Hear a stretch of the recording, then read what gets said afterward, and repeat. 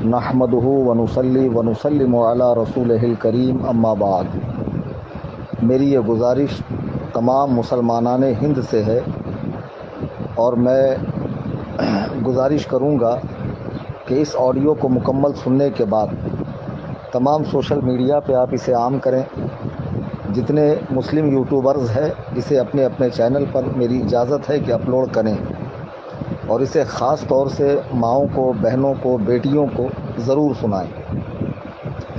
हमारे वतन अज़ीज़ हिंदुस्तान में जो इस वक्त हालात बने हुए हैं वो बद से बदतर हैं और शायद इससे भी भयानक अंजाम हमें देखना पड़े अगर हम अज़्म मुसम्मम न करें कि हम अपने दीन पर सख्ती से कायम रहेंगे, इस्लाम से चिमटे रहेंगे और हालात कैसे भी बुरे हों अपने दीन को हाथ से जाने नहीं देंगे।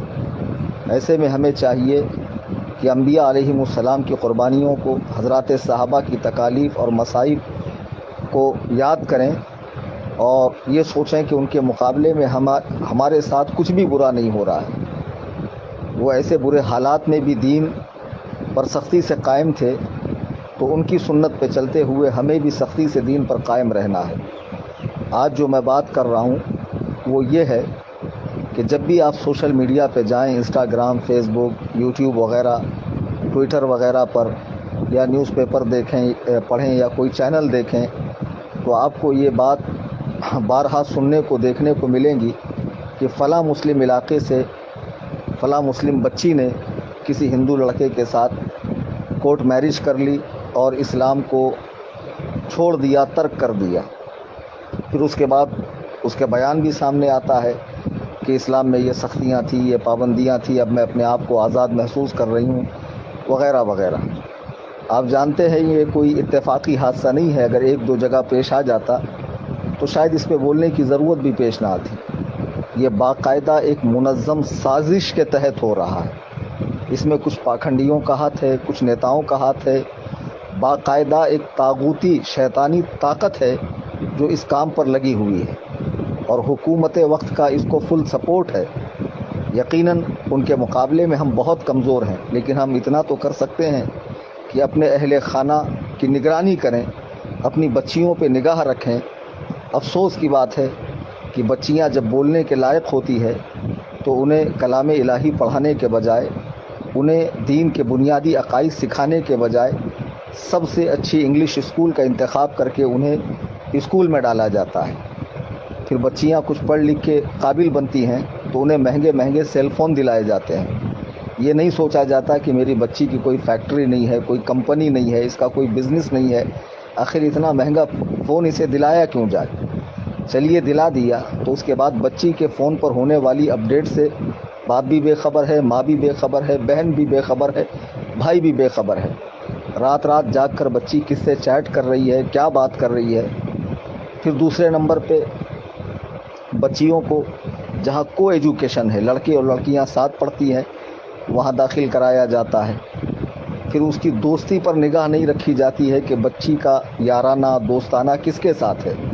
कॉलेज छूटने के बाद, स्कूल छूटने के बाद बच्ची लेट क्यों आती है, वो कहाँ घूमती है, क्या करती है, क्या नहीं करती है, किन लोगों के टच में है, उसके जहन में किस तरह उसका माइंड सेट किया जा रहा है कि अगर तुम मुसलमान से शादी करोगी तो तुम्हें पर्दे की पाबंदी करनी है, बहुत सारे बच्चे पैदा करने हैं, 3 तलाक का दुख झेलना है और हलाला जैसी रस्म से तुम्हें गुजरना है और हमारे धर्म में आने के बाद 7 जन्मों तक तुम्हारा साथ रहेगा वगैरह वगैरह। इस तरह की बातें करके बच्चियों को जो है फंसाया जा रहा है। पहले ये सुना जाता था कि फ़लाँ मुस्लिम लड़के ने हिंदू लड़की से शादी की तो उसे मीडिया खूब उछालता था कि ये लव जिहाद है। हालांकि मैंने इसके पहले भी अपने बयानात में कई बार कहा कि इस्लाम में लव जिहाद नाम का कोई जिहाद है ही नहीं। किसी भी मुसलमान लड़की की शादी किसी गैर मुस्लिम से हो ही नहीं सकती और कोई ऐसा करता है तो उसे कानून के तहत सख्त सज़ा मिलनी चाहिए। फिर कभी मुसलमानों को बदनाम करने के लिए अजीब अजीब हथकंडे अपनाए जाते हैं। अब ये हो रहा है कि ये सिलसिला तो तकरीबन ख़त्म हो गया, रुक गया और ये होना भी नहीं चाहिए था। हम इसकी कभी हिमायत नहीं करते हैं, लेकिन अब बाकायदा हिंदू लड़के मुस्लिम लड़कियों को آپ روزانہ اس طرح کی ویڈیو دیکھیں گے، کہیں گارڈن میں لے کے بیٹھ رہے ہیں، کہیں ہوٹلز میں لے کے جا رہے ہیں، کہیں مندر میں آرتی پوجا کروائی جا رہی ہے، باقاعدہ ان سے شادی ہو رہی ہے، کورٹ میرج ہو رہی ہے، اس پر کوئی قانونی کارروائی ہوتی ہی نہیں ہے۔ میں اس کا سب سے بڑا ذمہ دار خود ان کے اہل خانہ کو سمجھتا ہوں۔ بزرگوں نے فرمایا کہ بروز قیامت اللہ کے سامنے ایک عورت 4 لوگوں کے جہنم میں جانے کا سبب بنے گی۔ اپنے باپ کے جہنم میں جانے کا سبب، بھائی کے، شوہر کے اور بیٹے کے۔ وہ اللہ سے عرض کریں گی مولا تعالیٰ یہ لوگ دینی محافل میں جاتے، علماء کے پاس بیٹھتے، بیانات میں شریک ہوتے، لیکن گھر میں آ کر دین نہیں سکھاتے تھے، اس لیے ہم دین سے غافل ہیں۔ تو اس کی اس گزارش پر، اس کے اس عرض پر اللہ تعالیٰ ان 4 لوگوں کا ٹھکانہ جہنم فرمائے گا۔ آپ نے اولاد کی تربیت کے لیے ہر طرح کی تکالیف برداشت کی، ان کے ناز نخرے پورے کرنے کے لیے، ان کی ہر وش، ہر خواہش کو پورا کرنے کے لیے آپ نے حرام و حلال کی تمیز کی ہے، بغیر روپیہ کمایا۔ لیکن آخر میں کیا ہوا؟ بچی بھاگ گئی۔ اب بھاگنے کے بعد جو اس کے ساتھ سلوک ہوگا، ہو سکتا ہے کہ اس کی عزت تو یقیناً لٹنی ہے، کہیں اس کی فلم بن جائے، کہیں وہ عام ہو جائے، وہ مسلم معاشرے میں منہ دکھانے کے لائق نہ رہے۔ اے میری قوم کی بچیوں، ذرا سوچو کہ جب تم بھاگ کر جا رہی ہو، تمہارے اہل خانہ پر کیسا غم کا پہاڑ ٹوٹا ہوگا، اہل محلہ، اہل خاندان انہیں کیا کیا تانے مارتے ہوں گے۔ خدا نہ خواستہ تمہاری فلم بن گئی اور وہ عام ہو گئی، کیا تم کسی کو منہ دکھانے کے لائق رہو گی؟ ایک تو تمہاری عزت چلی گئی، دوسرا تمہارے ہاتھ سے ایمان چلا گیا، اور ہمیشہ تمہارا ٹھکانہ جہنم ہو گیا۔ تمہیں کس نے کہا کہ اسلام میں عورتوں کا کوئی مقام نہیں ہے؟ اللہ کے نبی علیہ السلام فرماتے ہیں کہ جنت ماں کے قدموں کے نیچے ہے۔ اللہ کے حبیب فرماتے ہیں کہ بہن کے ساتھ حسن سلوک، اچھا برتاؤ، اس کے دوزخ میں جانے سے اسے روک دے گا۔ بیٹی کی اچھی پرورش جہنم سے آڑ بن جائے گی۔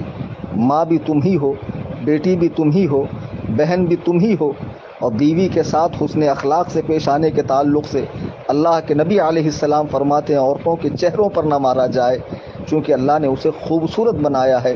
اور آپ نے اپنی بیویوں سے محبت کرنے والوں کے تعلق سے کہ جب دونوں ایک برتن میں کھانا کھاتے ہیں تو ملائکہ ان پر رشک کرتے ہیں۔ بے شمار فضیلتیں آئی ہے، یہ ساری چیزیں آپ کی نگاہ کے سامنے نہیں ہے۔ آپ کو پردہ بیکار سا معلوم ہوتا ہے، آپ آزادی چاہتی ہیں، حالانکہ اللہ تعالیٰ نے یہ پردہ نبی علیہ السلام کی بیویوں تک کے لیے رکھا ہے۔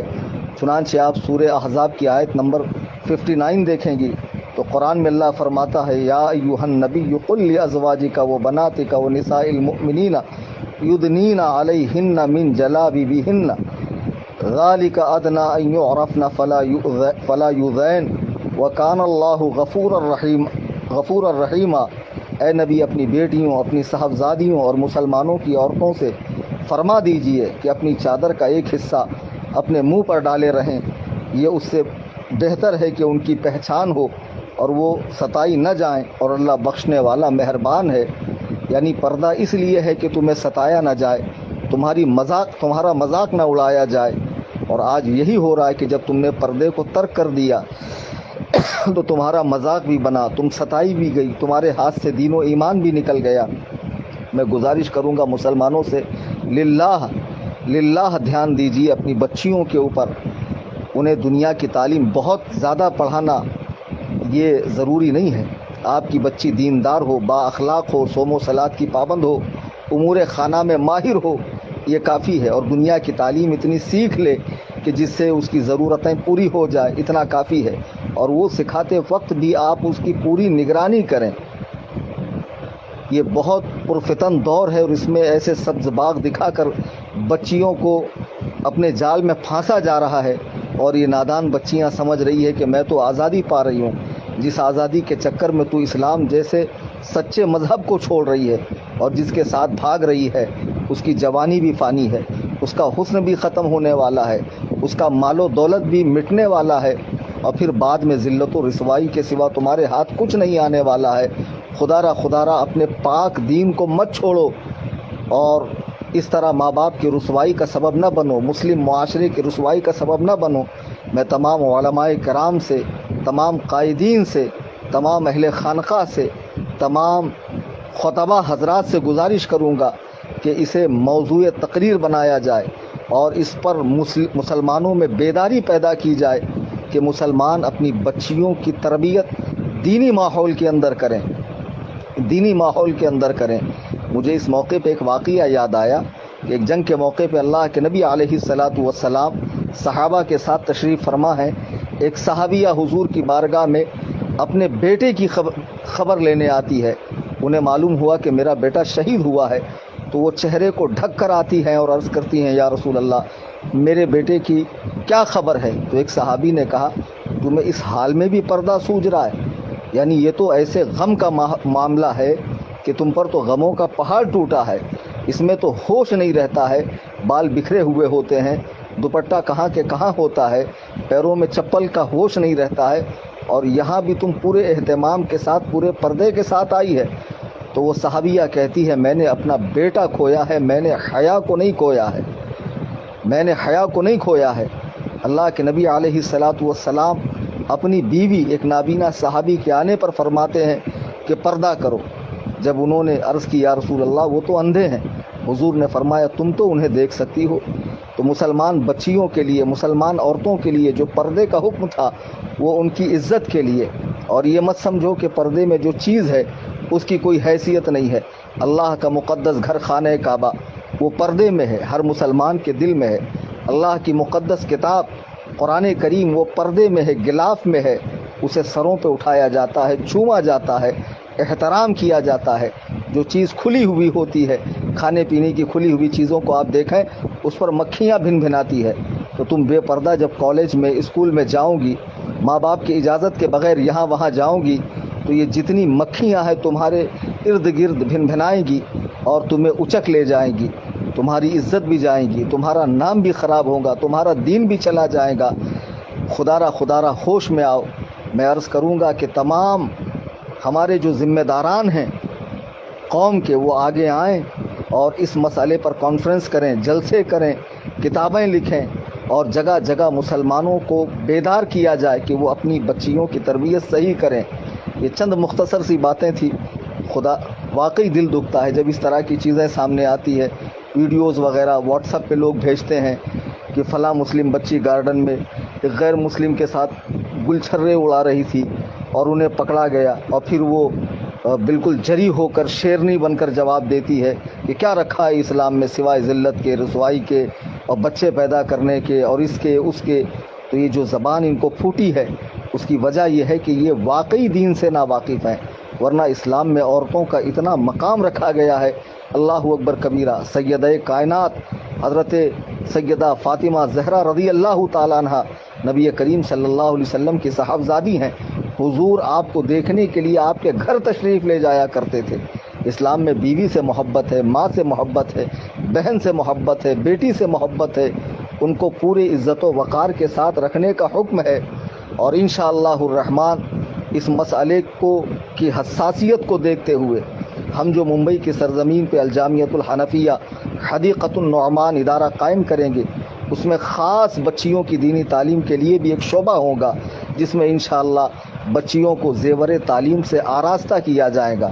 رمضان کریم کا مقدس مہینہ ہے، میں احباب سے گزارش کروں گا کہ تنظیم کا زیادہ سے زیادہ مالی تعاون کریں اپنی زکوٰۃ، صدقات، فطرے، فدیے وغیرہ سے، تاکہ جلد سے جلد ہمارا یہ جامعہ قائم ہو جہاں مسلمانوں کے بچوں کو، بچیوں کو دینی تعلیم سے آراستہ و پیراستہ کیا جائے۔ تفصیل کے لیے آپ میرے نمبر پر رابطہ کریں 9820 672 770۔ شاید کہ اتر جائے تیرے دل میں میری بات، انداز بیاں گرچہ بہت شوق نہیں، وما علینا الا البلاغ۔